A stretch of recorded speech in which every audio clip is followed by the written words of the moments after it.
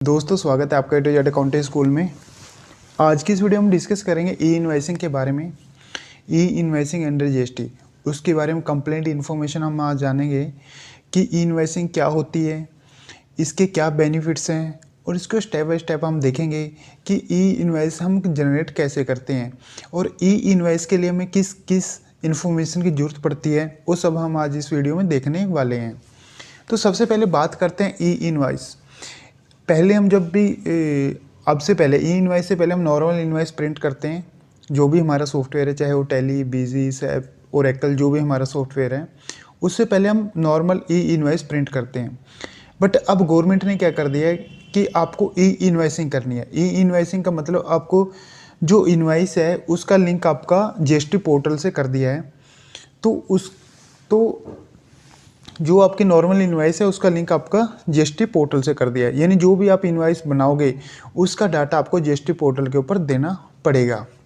अब बात आती है कि जो ई इनवॉइस है ये किसके ऊपर एप्लीकेबल है। ये 1 अक्टूबर 2000 जिस भी कंपनी की टर्नओवर 500 करोड़ से ज़्यादा थी उस कंपनी के ऊपर ये एप्लीकेबल था। अब 1 जनवरी 2021 से जिस भी कंपनी की टोटल टर्नओवर 100 करोड़ से ज़्यादा है उसके ऊपर ये ई इनवॉइसिंग एप्लीकेबल हो जाएगा। अभी भी जिस कंपनी की एनुअल टर्नओवर 100 करोड़ से कम है उसको इनवॉइसिंग अभी एप्लीकेबल करने की ज़रूरत नहीं है। अगर वो करना चाहे कर सकती है, मतलब बट उसके लिए कंपलसरी नहीं है। तो अब हम बात करते हैं कि ई इनवॉइसिंग के क्या बेनिफिट्स हैं अंडर जीएसटी। तो ई इनवॉइसिंग के जो हमारी गवर्नमेंट है उसको भी बहुत सारे बेनिफिट हैं, जीएसटी डिपार्टमेंट को बेनिफिट्स हैं और जो टैक्स पेयर है यानी हम लोगों को भी इसके बहुत सारे बेनिफिट्स हैं। तो इसके क्या बेनिफिट्स हम वन बाय वन देख लेते हैं। सबसे पहले कि आपको वन टाइम रिपोर्टिंग करनी है अपनी इनवॉइस की, क्योंकि अभी आप क्या करते हो, पहले इनवॉइस बनाते हो, फिर जीएसटीआर 1 में उसको डालते हो, फिर आप उसको 3B में उसका डाटा अपलोड करते हो। तो आपको 2 से 3 बार उसको स्टेप बाय स्टेप काम करना पड़ता है। अब जब भी आप इनवॉइसिंग जनरेट करोगे तो आपका डाटा ऑटो पॉपुलेट हो जाएगा जीएसटीआर 3B में, जीएसटीआर 1 के अंदर। और इससे आपको सबसे बड़ा बेनिफिट होगा कि जो आपका ईवे बिल है, ईवे बिल के हमारे 2 पार्ट होते हैं, पार्ट ए और पार्ट बी। तो पार्ट ए आपका ऑटो पॉपुलेट मतलब ऑटोमेटिक फिल हो जाएगा, सिर्फ आपको पार्ट बी ही भरना होता है। पार्ट बी में सिर्फ आपके ट्रांसपोर्टर की डिटेल होती है। उसके बाद जब भी हम अपनी इनवॉइस का रिकंसाइल करते हैं, जब भी हम किसी को सप्लाई करते हैं फिर वो उसका इनपुट लेता है, तो उसमें काफ़ी मिसमैच रहते हैं। जैसे हम 2A की रिको करते हैं उसमें हमें काफ़ी सारे मिसमैच देखने को मिलते हैं, तो उसमें बहुत सारी कमी आ जाएगी। और उसके बाद तीसरा बेनिफिट है कि एक स्टैंडर्ड इनवॉइसिंग सिस्टम हो जाएगा, जिससे मतलब कोई मल्टीपल इनवॉइस नंबर्स जनरेट होने का हम इसमें कोई प्रॉब्लम नहीं रहेगी। उसके बाद हम जो भी हम इनवॉइस करेंगे या हम किसी से माल सप्लाई ले रहे हैं या हम किसी को सप्लाई दे रहे हैं, तो हम अपने इनवॉइस उसकी ट्रैकिंग कर पाएंगे कि हमारा गुड्स एक्चुअल में बिल कट चुका है या नहीं कट चुका है। कई बार हम जब सप्लायर को फ़ोन करते हैं कि क्या आपने गुड्स सेंड कर दिया है इनवॉइस, तो बोल देता हाँ मैंने सेंड कर दिया, बट एक्चुअल में वो ऐसा नहीं करता था। तो अब हम जीएसटी पोर्टल पे जाके देख सकते हैं क्या उसने इनवॉइस जनरेट किया है नहीं। अगर उसने किया है तो एक्चुअली उसने गुड्स भेज दिए हैं, अदरवाइज़ वो कुछ उसमें झूठ बोल रहे हैं। तो लास्ट इसका ऑप्शन है, जैसे मैंने बताया कि आपका जो ईवी बिल का पार्ट है वो ऑटोमेटिक फिल हो जाएगा और पार्ट बी आपको इसमें भरना पड़ेगा। पार्ट बी में सिर्फ आपके ट्रांसपोर्टर की डिटेल जाती है। अब यहाँ पे बात करते हैं कि जो आपकी ई इनवॉइस होती है उसमें किस किस इन्फॉर्मेशन की आपको ज़रूरत पड़ेगी। यानी कि जब भी आप इनवॉइस जनरेट करोगे तो उसमें किस किस चीज़ की आपको ज़रूरत पड़ती है। ये सारा डाटा एक्चुअली हम जब इनवॉइस बनाते हैं तब भी वहाँ पे फिल करते हैं, बट मैं एक बार फिर से आपको रिपीट कर देता हूँ। सबसे पहले आपका खुद का जीएसटीएन होना चाहिए। ऑफिशियली अगर आपके पास जीएसटी नंबर है तभी आप इनवॉइसिंग जनरेट कर पाओगे, अदरवाइज नहीं। उसके बाद आपका सप्लायर का इनवॉइस नंबर एंड डेट, क्योंकि अभी क्या है इनवॉइसिंग में आपको एक IRN नंबर जनरेट करना पड़ेगा, इनवॉइस रेफरेंस नंबर। तो उसको जनरेट करने के लिए आपको अपने पास इनवॉइस नंबर, जो भी मतलब आपका जिस भी सॉफ्टवेयर से आप पहले नॉर्मल इनवॉइस काटते हो उसका आपका इनवॉइस नंबर और उसकी डेटा आपके पास होनी चाहिए। उसके बाद फाइनेंशियल ईयर आपको क्लियर होना चाहिए। मतलब बेसिक चीज़ें हैं, हम नॉर्मल इनवॉइस में करते हैं।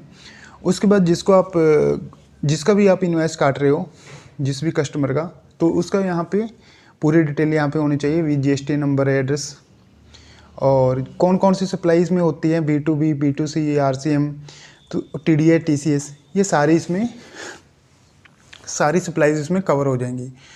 उसके बाद सप्लाईज़ की डिटेल, मतलब क्या HSN कोड है, क्या गुड्स का नाम है, सारे उसमें जाएगा। उसके बाद जो भी उसका अथराइज सिग्नेटरी है उसकी वहाँ पे डिटेल्स जाएगी, और जो भी अथराइज सिग्नेटरी है उसके वहाँ पे DSC डिजिटल सिग्नेचर वहाँ पे लगेंगी उस इनवॉइस के ऊपर। अब हम बात करते हैं कि स्टेप बाय स्टेप कि हम ई इनवॉइस को कैसे जनरेट करते हैं, इसका प्रोसीजर है क्या। तो सबसे पहले ई इनवॉइसिंग का प्रोसीजर है वो उसी नॉर्मल इनवॉइस से स्टार्ट होता है। मतलब जब तक एक स्टेप तक तो हम कर ही रहे हैं इनवॉइसिंग, जैसे हम नॉर्मल अब टैली से या किसी भी सॉफ्टवेयर से हम इनवॉइस को प्रिंट कर लेते हैं, वहाँ तक हमारी एक इनवॉइस जनरेट हो जाती है। अब उस इनवॉइस को हमें ई इनवॉइस में कन्वर्ट करना है, तो वो कैसे कन्वर्ट होगी हम देख लेते हैं। सबसे पहले जब भी आप इनवॉइस जनरेट करोगे तो आपको एक जो जी इसका ई इनवॉइसिंग का पोर्टल है वहाँ से एक फ़ाइल डाउनलोड करनी पड़ेगी। वो फाइल एक्सेल में होगी। आपको उस फाइल में पूरा जो भी आपके इनवॉइस का डाटा है वहाँ पे डालना पड़ेगा। अपना GST नंबर, सप्लायर का जो भी कस्टमर है उसका GST नंबर, ये सारा आपको वहाँ पे फिल करना पड़ेगा। और फिल करने के बाद उसके आपको JSON फाइल बनानी पड़ेगी, क्योंकि जो भी वो एक्सेल की फ़ाइल होगी वो एक्सेल का डाटा वहाँ पे डाल दोगे सारा, तो वहाँ पे लिंक मिलेगा कन्वर्ट टू JSON। जब उस JSON में आप कन्वर्ट कर दोगे उसे, तो फिर अगला नेक्स्ट स्टेप आ जाता है आपका, उसको अपलोड करना पड़ेगा उसको इनवॉइसिंग के पोर्टल के ऊपर। पूरा उसको अच्छे से आप फिल करोगे, वैलिडेट करने के बाद JSON फाइल बन जाएगी, और JSON फाइल बनने के बाद आपको उसको अपलोड कर देना है। तो जो IRP होगा, मतलब इनवॉइस रेफरेंस पोर्टल उसको बोलते हैं तो उस पर हमें इसको अपलोड करना है। अपलोड करने के बाद जो भी ये पोर्टल है उसको वेरीफाई करेगा इनवॉइस को। इनवॉइस करने के बाद वो एक IRN नंबर जनरेट करेगा, इनवॉइस रेफरेंस नंबर एक आपका जनरेट कर देगा। तो इनवॉइस नंबर जनरेट करने के बाद आपको मेल के ऊपर आपकी ई इनवॉइस आपको मिल जाएगी, या उस पोर्टल के ऊपर भी आपको इनवॉइस मिल जाएगी, और आपको एक मेल भी आ जाएगी कि हाँ आपकी ई इनवॉइस जनरेट हो चुकी है। उस ई इनवॉइस से आपको एक IRN नंबर मिल जाएगा, इनवॉइस रेफरेंस नंबर, और एक QR कोड। वो आपको अपनी इनवॉइस है उसके पीछे भी आप उसको प्रिंट कर सकते हो, जैसे भी आप उसकी प्रिंट की सेटिंग करना चाहो उसको फ्रंट पे भी कर सकते हो, बैक साइड पे भी उसको आप प्रिंट कर सकते हो। तो उसके बाद जैसे ही आपकी ये ई इनवॉइस बन जाती है तो उसके आपका ई वे बिल का जो पार्ट है वो ऑटोमेटिक वहाँ पे फिल हो जाता है। तो अभी जैसे मैंने आपको पूरी डिटेल में तो बता दिया, फिर भी मैंने एक चार्ट यहाँ पे बनाया, उस चार्ट से मैं आपको एक शॉर्ट में जल्दी से इसको एक बार से मैं आपको रिवाइज कर देता हूँ। सबसे पहले आप इनवॉइस बनाएंगे, उस इनवॉइस से आप एक्सेल के फॉर्मेट में डालेंगे। उस एक्सेल का फॉर्मेट जो आपको डाउनलोड करना पड़ेगा इनवॉइसिंग के पोर्टल से, उससे आप JSON फाइल बनाएंगे, JSON फाइल को अपलोड करेंगे इनवॉइसिंग पोर्टल पे। फिर उसको जो इनवॉइसिंग पोर्टल है उसको वेरीफाई करेगा और एक IRN नंबर जनरेट करेगा। जैसे ही IRN नंबर जनरेट हो जाएगा तो आपको ई इनवॉइस वहाँ से जो पोर्टल है ई इनवॉइसिंग पोर्टल आपको ई इनवॉइस दे देगा, और आपके मेल पे भी उसकी कंफर्मेशन आ जाएगी। तो उसको आप प्रिंट के आगे प्रिंट कर सकते हैं और फ्रंट पे भी प्रिंट कर सकते हैं। तो ओके दोस्तों, थैंक यू।